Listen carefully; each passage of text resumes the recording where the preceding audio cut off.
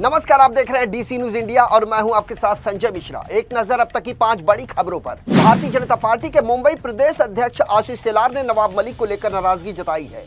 उन्होंने कहा कि अंडरवर्ल्ड डॉन दाऊद इब्राहिम से जुड़े किसी भी व्यक्ति को टिकट देना बीजेपी स्वीकार नहीं करेगी। आशीष शेलार ने कहा कि उनकी पार्टी महाराष्ट्र विधानसभा चुनाव के लिए राष्ट्रवादी कांग्रेस पार्टी के नेता नवाब मलिक की उम्मीदवारी के खिलाफ है। दरअसल आशीष शेलार उन मीडिया खबरों पर अपनी प्रतिक्रिया दे रहे थे जिनमें कहा गया कि मुंबई दक्षिण मध्य संसदीय क्षेत्र के अणुशक्ति नगर से मौजूदा विधायक नवाब मलिक मानखुर्द शिवाजी नगर से चुनाव लड़ सकते हैं। साथ ही वो अणुशक्ति नगर निर्वाचन क्षेत्र की सीट अपनी बेटी सना के लिए छोड़ सकते हैं। दरअसल नवाब मलिक महाराष्ट्र में महाविकास आघाड़ी की पूर्व सरकार में मंत्री थे। मलिक को साल 2022 में राष्ट्रीय जांच एजेंसी यानी एनआईए ने कुख्यात डॉन दाऊद इब्राहिम, छोटा शकील और टाइगर मेमन के खिलाफ दर्ज मामले में गिरफ्तार किया था और वे तकरीबन 17 महीनों तक जेल की सलाखों के पीछे थे।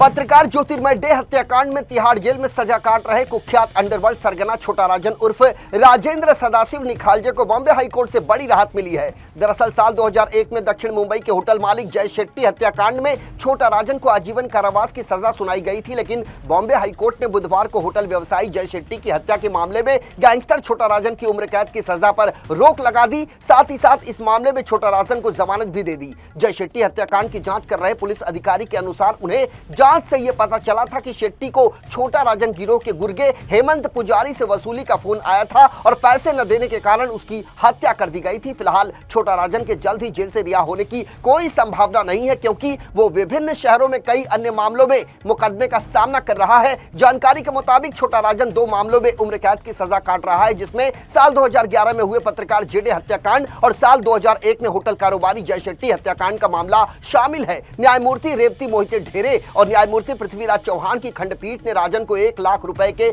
मुचलके पर जमानत दी है। बहरहाल राजन अन्य आपराधिक मामले के संबंध में अभी जेल में ही रहेगा।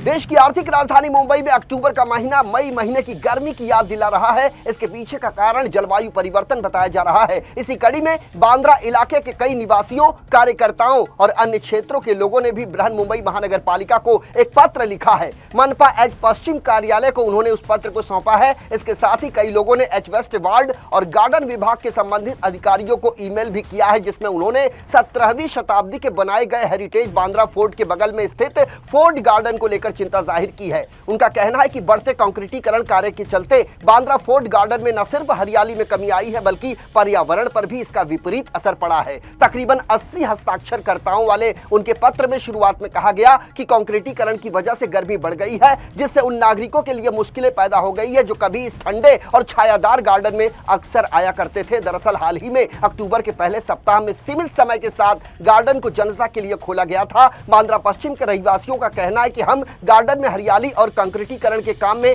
भारी कमी देखकर हैरान हैं और परेशान भी। उनका कहना है कि बांद्रा फोर्ट नया गार्डन पूरी तरह से अस्थिर तरीके से डिजाइन किया गया है, जो प्रकृति के खिलाफ है। टीम इंडिया के तेज तर्रार क्रिकेटर श्रेयस अय्यर अब मुंबई और त्रिपुरा के बीच अगरतला में होने वाला अगला मुकाबला नहीं खेलेंगे। उन्होंने व्यक्तिगत कारणों से अपना नाम वापस ले लिया है। दरअसल श्रेयस ने मुंबई के चयनकर्ताओं से गुजारिश की थी और कहा था कि उन्हें व्यक्तिगत कारणों की वजह से थोड़ा ब्रेक चाहिए, जिसे स्वीकार कर लिया गया है। मुंबई क्रिकेट संघ ने इस बात की पुष्टि की है। श्रेयस ने इस सीजन में मुंबई के लिए तीनों ही घरेलू मैचों में खेला था, जहां ईरानी कप में उन्होंने अर्धशतक जड़ते हुए टीम की खिताबी जीत में योगदान दिया था। इसके बाद मुंबई के पिछले मुकाबले में महाराष्ट्र के खिलाफ उन्होंने बेहतरीन 142 रन बनाए थे। वहीं मुंबई ने पार्थिव शॉ को भी बाहर कर दिया है, जबकि त्रिपुरा के खिलाफ मध्य क्रम के अनुभवी बल्लेबाज सूर्य कुमार यादव को भी आराम दिया गया है। इसके अलावा पूर्व भारतीय विकेटकीपर और बेहतरीन बल्लेबाज पार्थिव पटेल के बारे में खबर सामने आ रही है कि पार्थिव पटेल बतौर कोचिंग स्टाफ गुजरात टाइटंस के साथ जुड़ने जा रहे हैं। बताया जा रहा है कि आशीष नेहरा के नेतृत्व वाली कोचिंग टीम में पार्थिव कई भूमिका निभाएंगे, जिसमें सहायक कोच के साथ साथ वो टैलेंट स्काउट भी रहेंगे।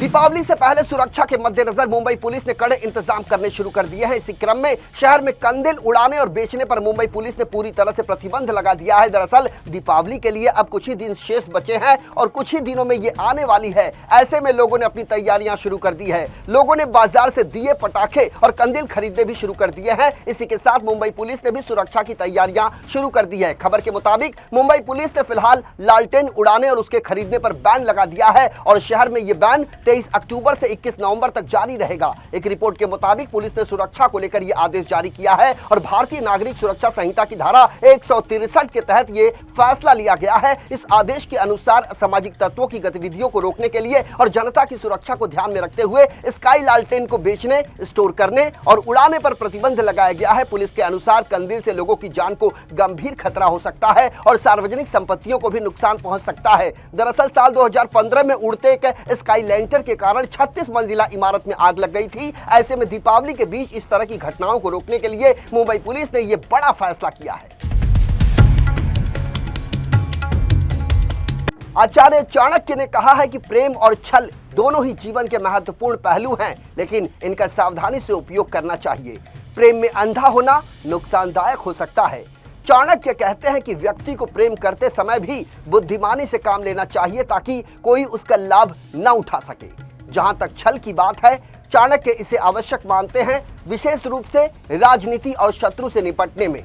उनका कहना है कि समय और परिस्थितियों के अनुसार छल का प्रयोग करना सही होता है, क्योंकि हर कोई नैतिक नहीं होता। प्यार की राह में चालाकी बुरी चीज है, खुदगर्जी बुरी चीज है।